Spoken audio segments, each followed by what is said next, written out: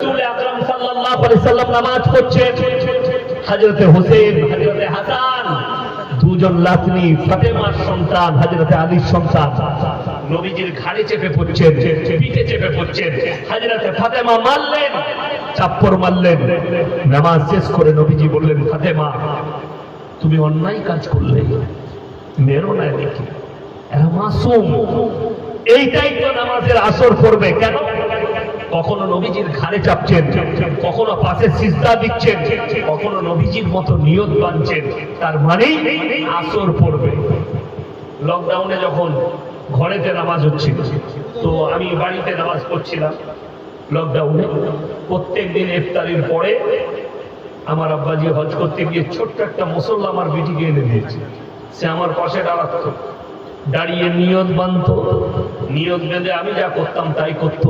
কখনো আমার জামাটা ধরে টেনে দিত, কখনো খেলা করত, কখনো সামনে বসে যাচ্ছে। এইটাই তো তার বাঁচপানা, মাসুমিয়াত। আর তার উপরে নামাজের আসর পড়বে।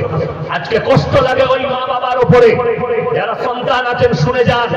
আর সন্তানের, ওই সন্তানের সব থেকে বড় দুশ্মন যে সন্তান 12 বৎসর পেরিয়ে গেছে, 14-15 বৎসর, 18 বৎসরের সন্তান, 20 বৎসরের সন্তান ফজরের সময় শুয়ে আছে, মা তাকে উঠাই না, ঘুমের ডিস্টার্ব হবে বলে, বাপ তাকে উঠাই না, ঘুমের ডিস্টার্ব হবে বলে আমার সন্তানের।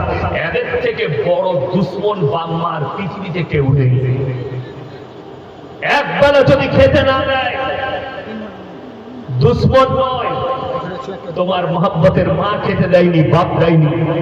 কিন্তু আল্লাহর কসম, বাপ যদি বলে নামাজ পড়ার প্রয়োজন নেই, বড় কষ্ট লাগে।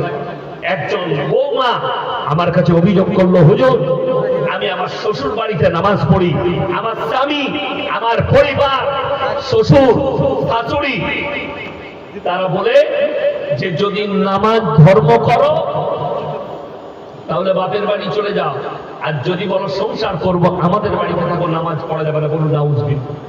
এটা একটা মুসলিম পরিবারের কথা বলছে। এরকম বহু মা বাপ আছে যারা নামাজ তো পড়েই না, সন্তানকে জীবনের নামাজের জন্য দাওয়াত দেয় না। এটা বড় দুঃখের, এটা বড় কষ্টের, বড় বেদনাদায়ক যে আপনি আপনার সন্তানকে 12 বৎসরের সন্তান, আজ থেকে নিয়ত করুন, ফজরের সময় তুলে দিবেন, উজুটা করিয়ে নিজের সাথে করে নিয়ে যাবেন মসজিদে, নামাজটা পড়ো। নামাজের পরে বাড়িতে এলে যদি স্কুলের স্টুডেন্ট হয়, কলেজের স্টুডেন্ট হয়, এই ফজরের পরে একটু পড়তে বসো। আপনারা জানেন আমি যখন গুজরাটে হিফজ করতাম, কখন পড়া শোনাতাম, সাবাক কোরআনের পড়াটা কখন শোনাতাম, রাত 3টায় তুলে দিত, আমাদেরকে 2:30টায় তুলে দিত। পড়া হয়ে যেত, তখনই সবক শুনিয়ে দাও, সবক পারা শুনিয়ে দাও। সকালে কেন? ওই সময় বাচ্চাদের ব্রেনটা একদম খালি থাকে, মানুষের যা বলবেন মেমোরিতে ঢুকে যাবে। মাদ্রাসার ছাত্ররা ওই জন্য ফজরের আগে পড়ে। কেন পড়ে? পড়াটা ব্রেনে ঢুকে যাবে। আমরা ফজরের আগে উঠাই, আপনার সন্তানকে উঠান, ফজরের নামাজটা পড়ো, তাকে অভ্যাস করো। তোমার মেয়েকে উঠিয়ে দাও, তোমার মেয়েকে নামাজ পড়া করাও। আজকে দুঃখ লাগে আমার মেয়ের ঘুমের ডিস্টার্ব হবে, তাই তাকে উঠানো যাবে না। আমার বন্ধুগণ, 1 নম্বর হচ্ছে আল্লাযীনা ইউমিনুনা বিল গায়ব, না দেখে আল্লাহকে বিশ্বাস। 2 নম্বর ওয়া ইউকিমুনাস সালাহ, এবং তারা যেন সালাত আদায় করে, ওয়া মিম্মা রাযাকনাহুম ইউনফিকুন, এবং আল্লাহ যে রিজক দিয়েছে সেখান থেকে তারা সংসার চালাবে এবং তারা ব্যয় করবে। আল্লাহ আপনাকে যে হালাল মাল দিয়েছে সেখান থেকে আপনি খরচ করুন, ব্যয় করুন। আমি বলে যাচ্ছি, ডাল আলু খাবেন, হালাল যেন হয়। আপনি 2 বস্তা আলু নিয়ে কালিয়াচকে বিক্রি করে আসুন, আপনার বাজারে বিক্রি করুন, ফারাক্কায় বেচুন সবজি। আপনি সকালবেলায় যদি মারা যান, আপনার কবর আসান হবে, কবরে হিসেব নিকেশ আসান হবে। আর যদি হারামের উপরে নির্ভরশীল হন, তাহলে জেনে রেখে দিবেন, কবর কঠিন হয়ে গেলে কিয়ামতের ময়দানও আপনার জন্য কঠিন হয়ে যাবে। আমার বন্ধুগণ, আমার ভাই, সবাই নিয়ত করেলেন আজ থেকে কেউ নামাজ ছাড়বো না। জোরে বলুন ইনশাআল্লাহ। নিয়ত করেলেন আমি যেন হালালের উপরে নির্ভরশীল হয়।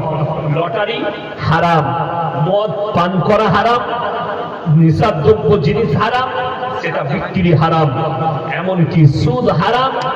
যারা লোন নিয়ে ফেলেছেন গ্রুপ লোন, বন্ধন লোন, ক্লিয়ার করে দেন, সেই জায়গা থেকে বেরিয়ে আসুন, ওই পাপ থেকে বেরিয়ে আসুন। যারা সুদের কারবার করছেন প্রকাশ্যে, শুনে রেখে দেন। আপনি মনে করছেন মৌলবীদের দোয়ায়, মাদ্রাসা মসজিদের দোয়া হয়, তাদের দোয়ার বরকতে আমি জান্নাতে যাব, এই আশাটা তুমি ভুলে যাও।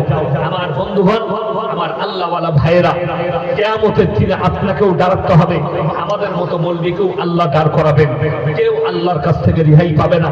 যারা মনে করছেন যে আমি মৌলবীর সাথে যাব, অমুকের সাথে যাব, আমার সাথে এই থাকবে, কোরআনে আছে আতিহিম ইয়াউমাল কিয়ামতি ফারদা, जबकि कियामत के दिन लोग हमारे सामने आएंगे, একেলে একেলে आएंगे, তারা একা একা আসবে, সঙ্গে তাদের কেউ থাকবে না।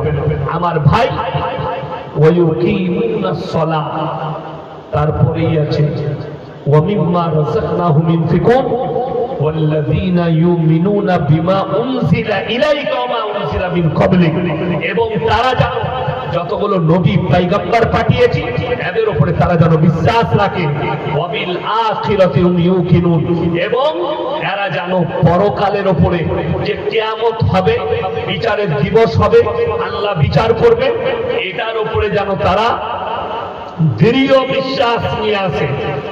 সবাই আনবো, জোরে বলুন ইনশাআল্লাহ। এই পাঁচটা কথার উপরে আমল করলে, বিশ্বাস করলে, তারা হবে কি? উলাইকা আলা হুদাম মির রাব্বিহিম ওয়া উলাইকা হুমুল মুফলিহুন। হে আমার নবী, তারাই একমাত্র কামিয়াব, তারাই একমাত্র হিদায়াতের উপরে।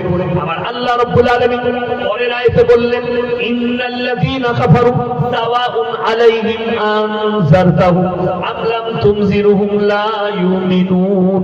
হে আমার নবী বলো, যত দাওয়াত দিবে দাও, যত বুঝাবে বুঝাও, যত কোরআন শোনাবে শোনাও।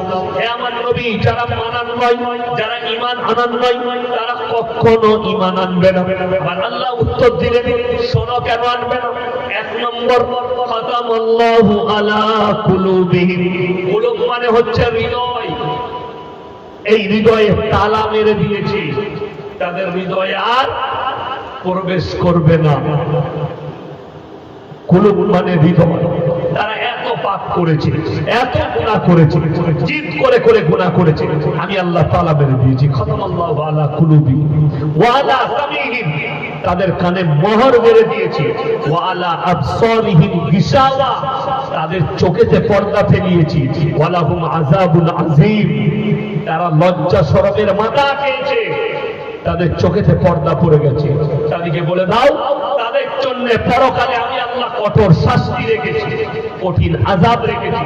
আমার বন্ধুগণ, আপনারা যদি মনে করেন একের পর এক মৌলবী সারা রাত বয়ান করবে, তারপরেও বলে দিই, যাদের দিলে তালা পড়ে গেছে প্রবেশ করবে না।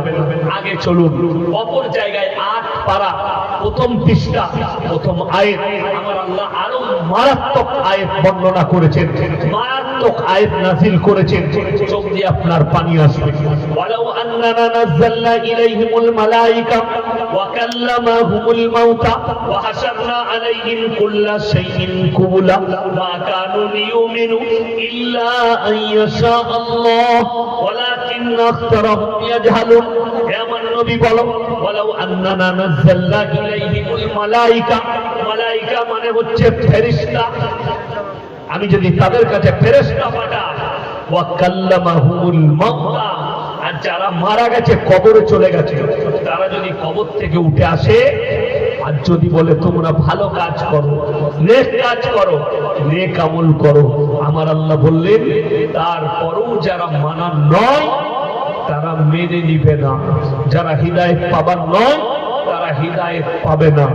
সবাই হাত তুলে বলুন, আমরা সবাই মুমিন হব ইনশাআল্লাহ।